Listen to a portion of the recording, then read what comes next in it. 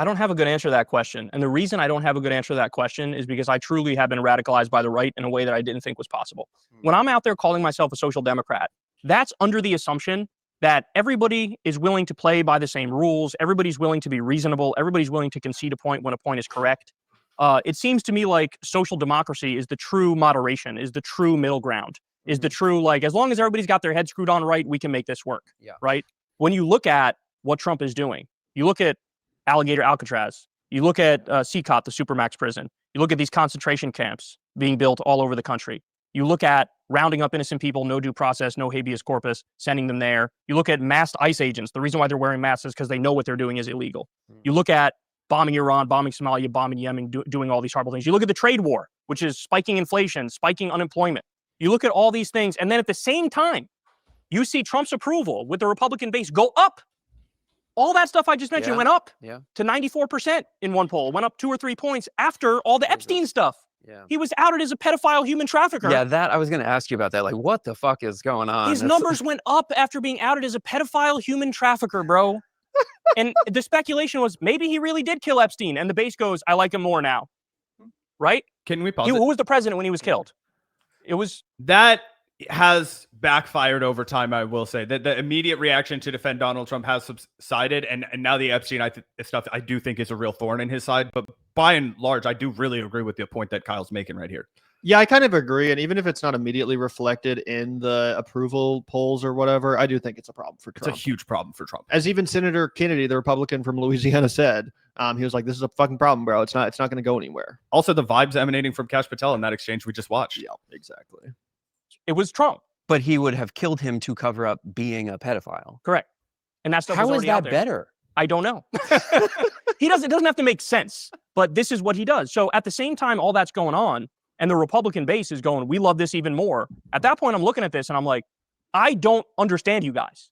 I don't get you guys. You are so disconnected from reality. You don't give a fuck about anything real. You clearly don't care about improving people's lives. In fact, your whole point seems to be to destroy people's lives.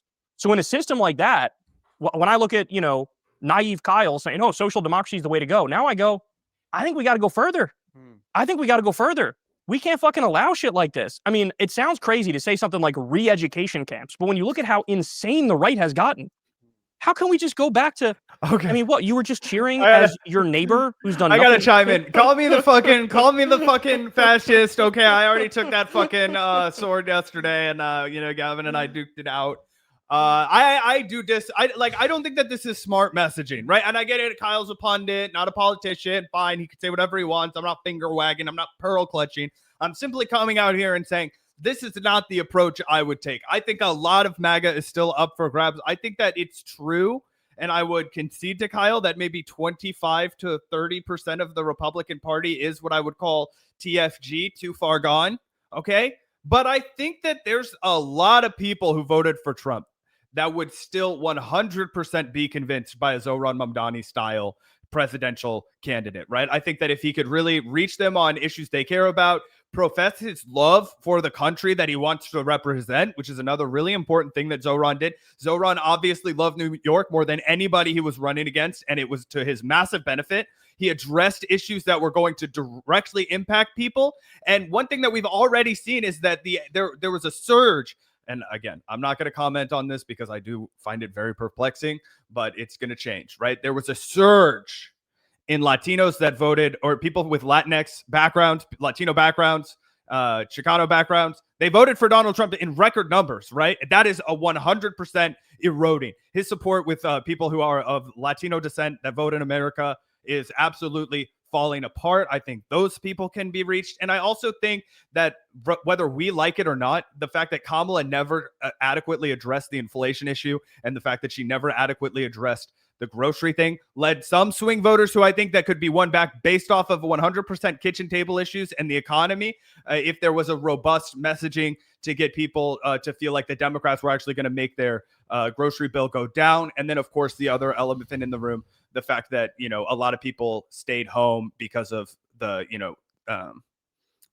support for Israel. That was just 100% going to be the case no matter who was president. So I think with all of those factors, we could avoid re-education camps and still get back to a normal society, I hope. But what do you think? For one, I think Kyle was mostly joking. Right. I don't think he actually is suggesting that the next Democratic president, does re-education camps like in fucking Xinjiang, China, or whatever the fuck, where they're with the Uyghur Muslims and shit. Like, I don't actually think he's suggesting that. I think he's joking and just talking about how fucked this country is, how cooked we are, and how, irreversible the damage seems to be. And I do kind of agree with Kyle in the sense that, like, yeah, everything you said is right. But I do think what Kyle is touching on that you didn't really address, Zach, is that, like, what we've experienced as a country is a deep, ignorance about our system of government and any sort of respect for the institutions which keep this thing going, which keep our fucking democratic project alive. It seems like all respect for that, but even knowledge of it has really dissipated. Like, these younger generations, they don't even know what the fuck like World War II was about. They don't know like why we had to defeat the Nazis. They don't know what the Constitution is. They don't know all of the ways in which Trump is like throwing our democracy under the bus on a regular basis. That's how he got fucking reelected. That's how people reelected a fucking fascist who tried to throw American democracy in the trash because he lost an election. So yeah, do I think that there needs to be some sort of a re-education effort to be like, yeah, this is a fucking serious first world country, not some like corrupt tin pot fucking dictatorship where whoever the president is just gets to run roughshod over like 250 years of fucking democratic tradition. No, we have to respect the fucking system. We have to respect these institutions. You can do a lot of things with the executive role, but not this. And no, you're not allowed to just fucking represent these things as a political movement. So I do feel like there does need to be some level of, again, not camps, but a re-education effort, a deprogramming effort, to get us back to some level of a realistic and, serious place in the fucking world stage as a country. Do you know how they did that in Europe after fucking Nazis took it over? How? They fucking gave everybody health insurance. They made sure that people had a bustling minimum wage, that there was going to be a jobs guarantee, that the people in the working class would be absolutely benefiting from the rebuilding and reconstruction of Europe. And that's why places like Germany look fucking way more advanced than we do now. If you go to Berlin, they have public transit in a way that we don't have here in fucking America. Yeah, but a lot of the people that support Trump the most are like rich white people that have all the privilege in the world. It's not just like a bunch of people that like are so desperate because they don't have health care that they're like fascists now. That's a lot of people, though. I mean, sure, it is. It is. I'm not denying that. But I do think that, like, even if we fix that, there still is a specifically American problem in the way that so many people seem to just not give a fuck. And yeah, I do think that, like, some level of education, like there should be an initiative. Let's put it that way. I think the initiative should be giving people something from their government. You don't think education should be an initiative that we focus on? I mean, I guess abstractly, yes, but not for adults. I think it should be for children. I think what really would make adults meaningfully change their feelings about government and make them believe more deeply in community and not be so selfish and not be so knee instinct jerk go towards fascism would be if they actually had a country that uplifted them and gave them something to give a shit about. Because I think a lot of people just feel like everybody's out for number one. Nobody believes in, camaraderie anymore. Nobody believes in the fabric of our society. And one of the ways that you get people to believe in all of that is you show them what it can do for them. Well, we're both leftists. That's what I'm saying. I think that's far more important than like a re-education campaign. Okay, well, I'm not saying we have to pit them against each other, but I'm talking about this one thing. Right. I'm talking about put that behind all those other things as far as like priorities go. Okay, well, that's fair. You can have a top 5 or whatever, but I'm just saying what I agree with Kyle on is that education is severely failing Americans right now. Most people are too ignorant of the institutions that are being discarded to even care in the first place. And that is a big fucking issue. I do think that's a big fucking issue. And we can talk about that while also talking about how, yeah, all the leftist things we've been talking about for the past 10 years are necessary to pass. That's why I was a Bernie bro. That's why I supported all of those things 10 fucking years ago. But I also just don't want to let off the entire populace and be like, oh, you're allowed to be a fascist and you get off the hook because, Bernie Sanders isn't the president or whatever. Like, no, I do think we should fucking actively resist the propaganda that is spread by right-wing Nazi forces and replace that with some level of American fucking education and moral conscience that would come through re-educating people about what this country and democracy is supposedly about. Yeah, I mean, I 100% I support funding public schools robustly. Because Kyle also supports everything you just said. Like, you're acting like that's somehow not like that's a counter to this. Like, he does support those things. I totally agree. And my point is that I think it's just far better politics to put those other things first and not ever talk about re-education campaigns. I mean, I don't think Kyle would suggest a politician make that joke. Right. That's why I said at the beginning, I said Kyle's a pundit, not a politician, but I'm just giving my 2 cents that I kind of disagree with this framing. That's all I was saying. Fair enough. How can we just go back to, I mean, what? You were just cheering as your neighbor who's done nothing wrong to you got dragged kicking and screaming and sent to a concentration camp? You approve of that? You're okay with that? And I'm supposed to wake up tomorrow and go to work with you and chit chat with you at the fucking water cooler? Right. Who are we kidding? So I feel like I don't have a good answer for that, but all I can say is we probably have to go further than social democracy, because to counterbalance the insanity on the right, it's going to take a hell of a lot more. Even just to get us back to baseline, it's going to take 2 terms of a Democratic president who's on it and can actually get shit done. And that's just to get us back to baseline, Right. where Medicare functions, Medicaid functions, Social Security functions. We refund the pediatric cancer research that Elon Musk cut. We bring back Meals on Wheels. Neoliberal baseline. You mean? Yes, just the Yeah. neoliberal Well, hold on. baseline. Can we That's pause how it? much we are in hell right now. Because I totally agree with Kyle right here. I think that this is exactly what we have to do. So again, you're right. He was probably just being tongue in cheek with that last comment, and I grandstanded a little bit. But I totally agree with what he's saying here. Yeah. Yeah. And so my appetite for any sort of dialogue or moderation with the right or nuance is just gone. I don't want to hear shit from them. They can shut the fuck up and go away forever and let the adults run the country. Damn. And I guess, to give you some credit, Zach, I would agree with you over Kyle in the sense that, yeah, I do think there are people that voted for Trump that are still reachable. There's a lot of low information voters out there that voted for Trump, not out of some ideological, reason, but more just vibes. Kamala seems cringe. Trump was just on my favorite podcast. No, I guess he's more of a real human. I guess he can talk off the cuff. So therefore, I'm going to vote for him. Like, some people, unfortunately, are that shallow. It's not like everyone that voted for Trump is an ideological fucking, swastika flag waving Nazi. So I do agree with you in the sense that more Trump voters can be reached by the left through good messaging, and with a candidate who's not fucking Joe Biden, Kamala Harris, or Hillary Clinton, the last 3 options that have been served up to the electorate. absolutely. And I think that creating a legitimate distinction, as Kyle's talking about here, when he says, at least how I interpret him, when he says we have to go to the left of social democracy, that means we have to say we are going to radically change the way things are done. If you vote for us, we're going to shake the system up. We're not going to play status quo Joe anymore. We're going to go here and we're going to make your life easier. We're going to make sure that your rent is not so goddamn expensive. And you know what? We're going to do everything in our power to help you buy a home that you own so that you can retire one day. We're going to fix Medicare and we're going to fix Social Security so that nobody holds it over your head all the time. This thing that you pay in every single fucking paycheck your whole life, and then they act like it's an entitlement for you. No, it's something that you have earned, something that you have saved money away for, something that you did to benefit your grandparents, your parents, and then your children and grandchildren are going to do to benefit you, to keep your ass from being on the streets. It's a beautiful thing, and it's a deeply American thing, and it's something that we all earn. Right? So taking these concrete measures, saying, hey, we don't want to take Medicare away. We want to make Medicare better. And we want to make sure that everybody in this country has a fucking access to it. Right? And whenever anybody talks about how the government can't accomplish anything, I want everybody to immediately pivot and say, oh, are you sure? Really? Because I think a lot of people think we have the best military in the world. Do you think we have the best military in the world? That's run by the government. Let me show you all the things that our military invented. Oh my gosh, the military invented the internet, fucking cell phones, Bluetooth, all that shit. Yeah, they did. That's all stuff that was invented. Guess what? With communism, baby, with state research. Let's look at all the medicine that was invented with state funding too, right? Let's talk about that and give them an example for how we can actually succeed and deliver on something, and talk about, yeah, you know how awesome the military is at delivering on these things? We could actually make them deliver for you and not just deliver bombs to drop on fucking poor innocent children overseas.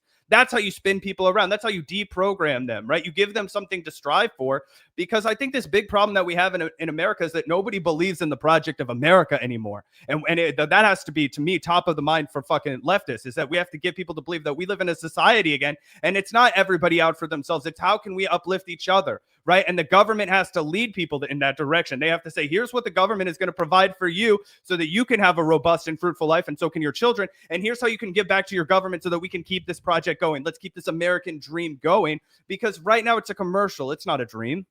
Yeah, 100%, 100%. Let's take a look at this, Zach, because, you had a little bit of criticism for Kyle. Kyle's audience has had a little bit of criticism for Kyle lately. This caught my eye on Reddit. Because it was pretty strongly worded and it got a pretty decent amount of upvotes. It's mostly related to his coverage of the, assassination on Charlie Kirk. And it says Kyle really needs to reassess and do better. We have all seen Kyle fall for AI while rightly calling out Joe Rogan and Chris Cuomo for their boomer ability to understand slop. He read a fake quote about Israel blackmailing Trump over Epstein without retraction. He has also passed information in breaking Trump invokes Insurrection Act. What Trump was doing in LA was already bad enough. There was no need to lie about the Insurrection Act. This simply wasn't true, regardless of how he felt. Now Kyle is saying 100% that the shooter is right wing and it's not up for debate. And that is true. There was a Secular Talk headline that was like, breaking, shooter is right wing. This is totally derelict and not at all what I expect from Kyle, who I have been subscribed to since he broadcasted in front of a small bookcase in 2014. Just like Gavin. Yep, just like me. I've been watching Kyle since those days as well. And you started pretty soon after that. But 2018, he had at least a slightly fancier studio. I've seen the ones where he had the like, cell phone mic that he used to wear back in the day. And I've watched a lot of those like old videos to get some, his content on the Obama years, which is really good stuff. He was very thorough even back then. Oh yeah. As a literal like kid almost. Yeah, dude, he was, it's crazy because he was probably our age. Right.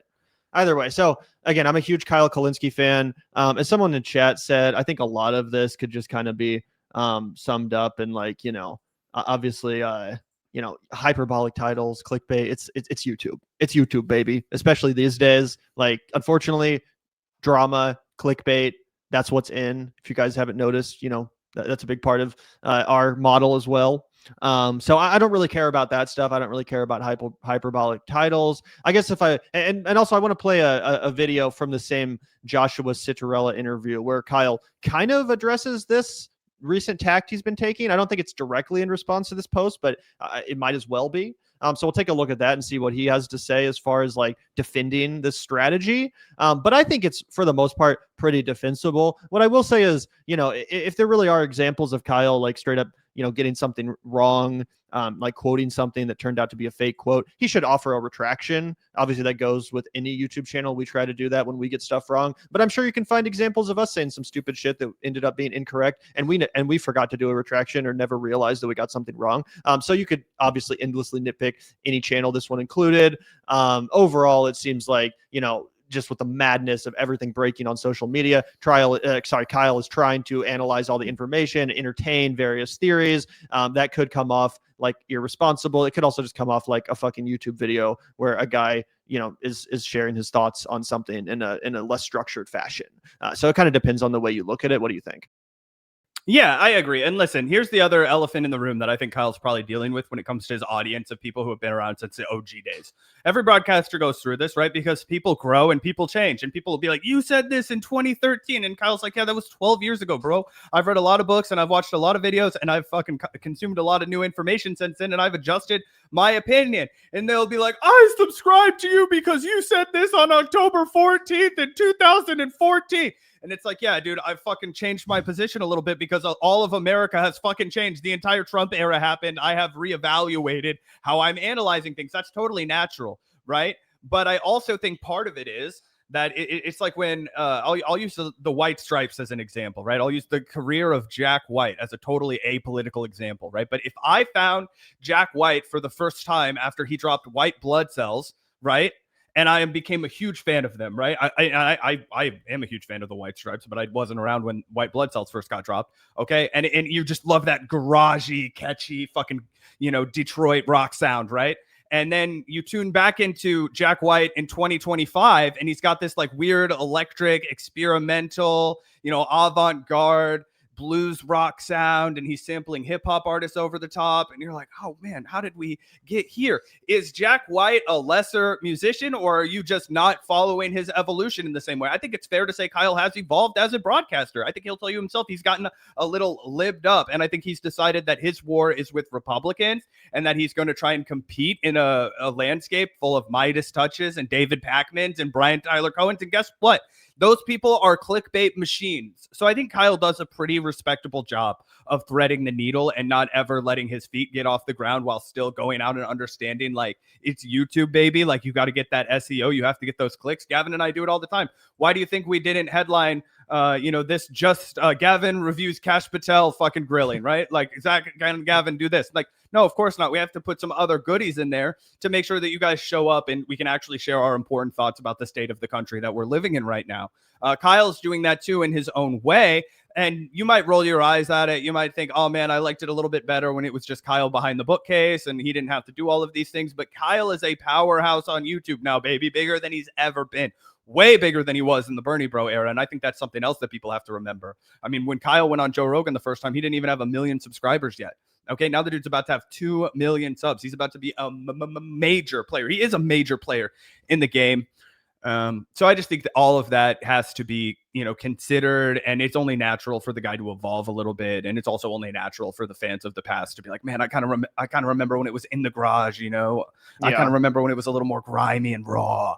Yeah. Also, something I have to keep in mind is I've always loved conspiratorial content. I feel like I'm smart enough to know what's true and what's not, and I can wade through the waters of conspiracy content with my head screwed on straight, without just totally losing touch with reality. Some people are really hypersensitive to that stuff, and they're like, if you stray from the official news and the official facts that's being reported by the AP even a little bit, then you might as well be Alex Jones. You might as well be Jimmy Dore. So some people get really sensitive about that, and they really feel like, you can't wade into those waters at all. But I think Kyle does an okay job of it, because even if you watch one of his hour-long videos where he's basically just going through every crazy conspiracy about the Charlie Kirk shooter, at the end of the video, he still arrives at a reasonable point. It's not like he's using all that to fuel this insane conspiratorial outlook on the world. He might be like, yo, this is fucking crazy. This isn't adding up and stuff. But he's not going to lead you down a dark path in the same way that Alex Jones or Nick Fuentes will. So I actually think it's a good alternative to that kind of content, because it scratches a similar itch in someone like me who does want to see a news broadcaster get into that muck and wade through those conspiratorial waters. It's part of the reason why I like fucking YouTube and why I get my news from fucking random idiots online instead of tuning into cable news and, reading the fucking Washington Post or whatever, right? A lot of people are like that. And I think Kyle is doing a good job at scratching that itch, again, without leading you down a dark path and radicalizing you, turning into a fucking conspiracy brain Nazi or whatever. But Zach, do you want to take a look where he kind of talks about his recent approach and defends it a bit? Yeah, for sure. And one last thing about your, his bait and switch method. He caught me with that shit the other day, actually, because he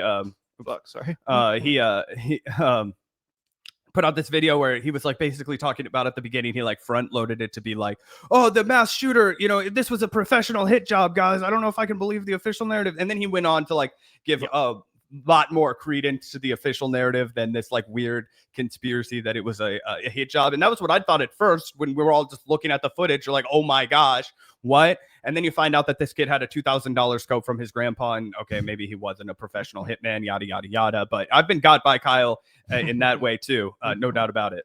Yup. Either way, here's Kyle on the same podcast, kind of again defending or at least explaining his more recent approach. What I've learned from is the right.